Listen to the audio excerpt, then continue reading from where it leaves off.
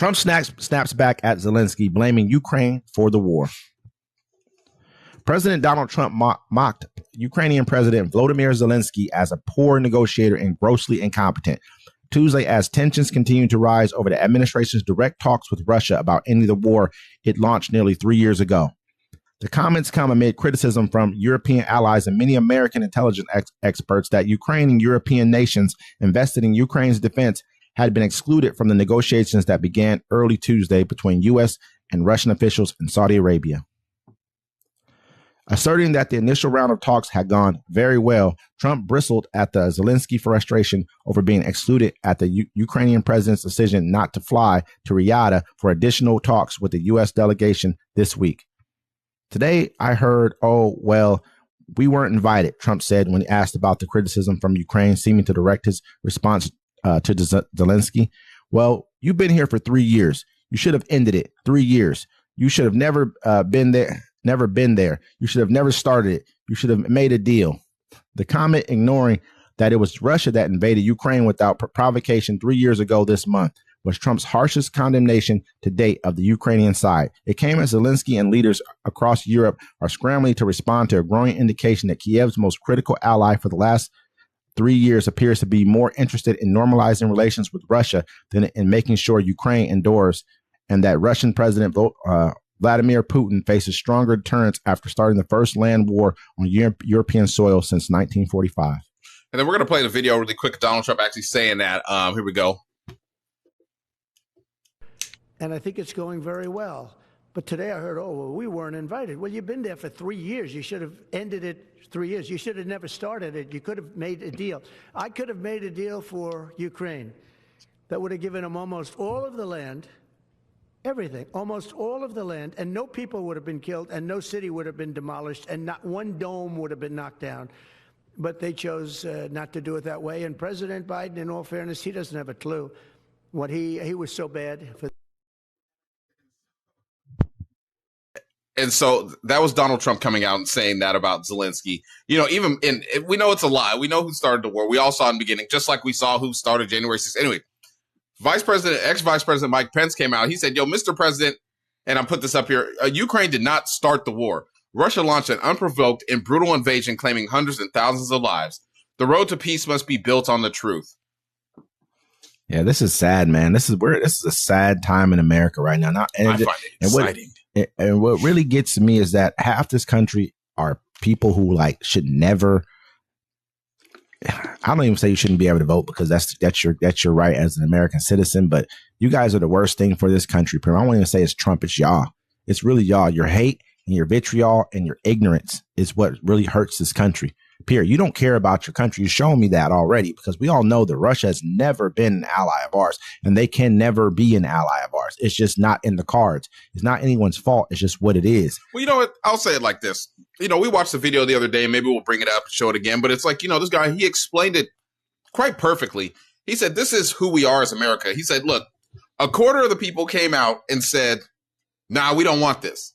A quarter of our population. A little bit over a quarter came out and said, we want this.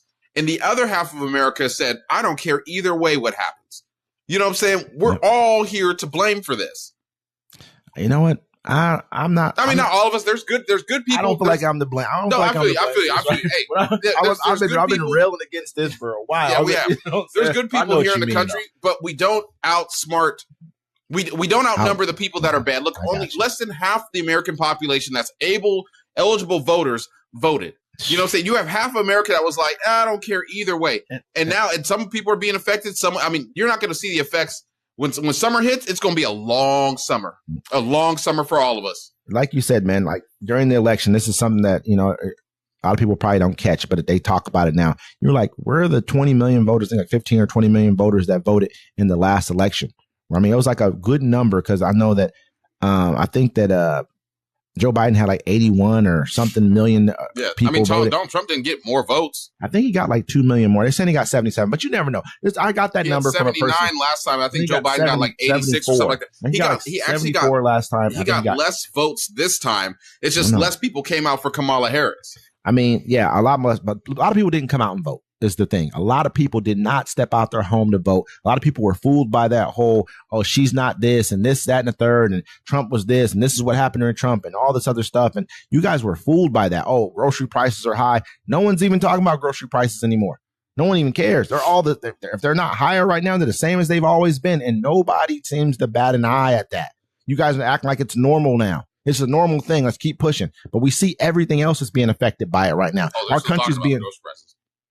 What do you say? They're still talking about the grocery prices. I haven't heard people talking about them. Some people can't afford groceries no more because they ain't got no job.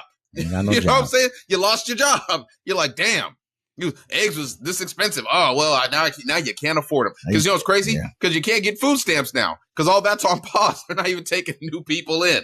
Come on now. This is comedy to me. You know why? The reason I say it's comedy to me, because I have to treat it as like being a black person in America. If I don't laugh at it, it'll drive me crazy and I'll do crazy shit. So I have to, just let it hang and just treat it the way it is. I think you made a very poignant. You make poignant points when you say that we've already been going through this. This is nothing new to us. I hear a lot of people are starting to use that sentiment, starting to say that more. Yeah. Like after you've already said that, I'm starting to see that more. Like, hey, we've already been going through this. We've already been treated like we've already been. So it's nothing new to us. We understand all this. We know how to piece things together and put it together and make it work. No, you can't say nothing about it. I mean, you can have those people online bitching and shit. Oh, this and this. The people are holding me down.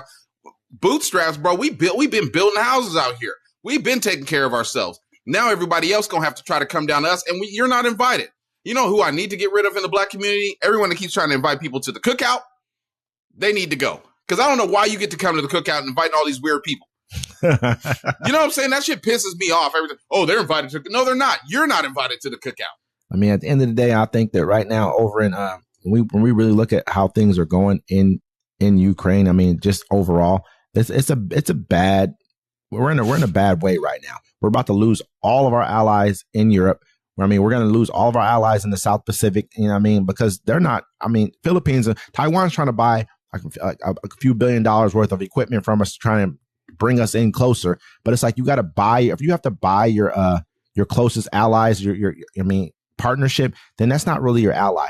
Europe's out of here from us from now on. I wouldn't even trust us. No matter if you get a new president, comes in with all kinds of great stuff, because what's going to happen in 4 years when Americans change their mind? You have over, what do you say, a quarter of the population who thinks like this.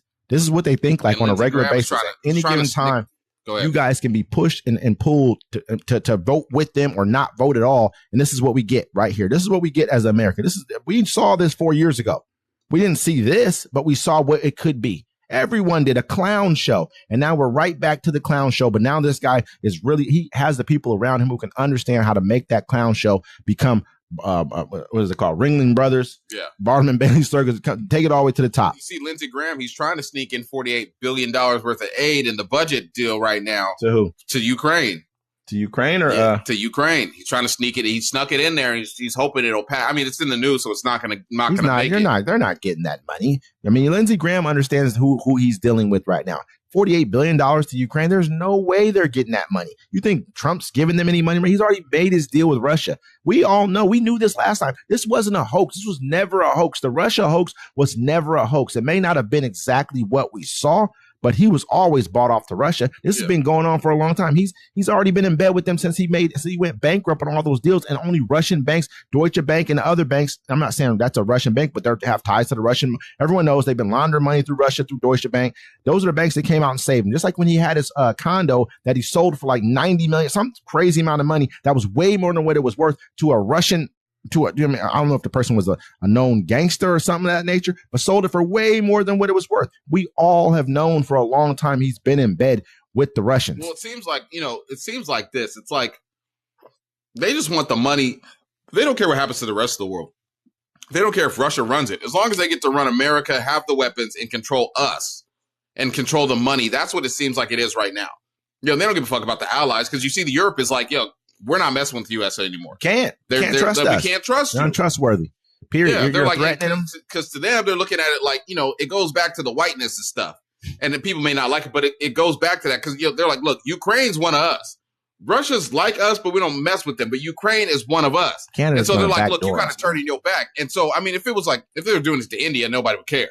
You know what I'm saying? Just give it a minute, man. Canada, man, now they understand who we are. They're going to wait for the perfect time to backdoor us. They understand this dude is the most dangerous. This administration and the people who have voted him into power are the most dangerous thing for this country. You can never talk to me about pride in country. You don't have it. You don't care about your country. You only care about hoping that you can be the person to laugh at someone else. It's going to be the time when they think. It's going to be the time when they leave their homes.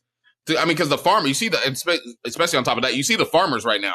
They're coming out. They're losing all their subsidies. It's going to be the time when you leave your house in your truck and you go to get some gas and diesel's $20 a gallon, and you're going to try to go to the feed store so you can feed your animals or whatever you got in your house. And there's going to be half the products are going to be there, and they're going to be triple what you wanted. And you're going to go home and look at the news and be like, dang, you can't blame it on the black people. You can't blame it on the immigrants. You can't blame it on the Chinese. You can't blame it on the Indians. You got to look at yourself and be like, I did this to myself. Absolutely.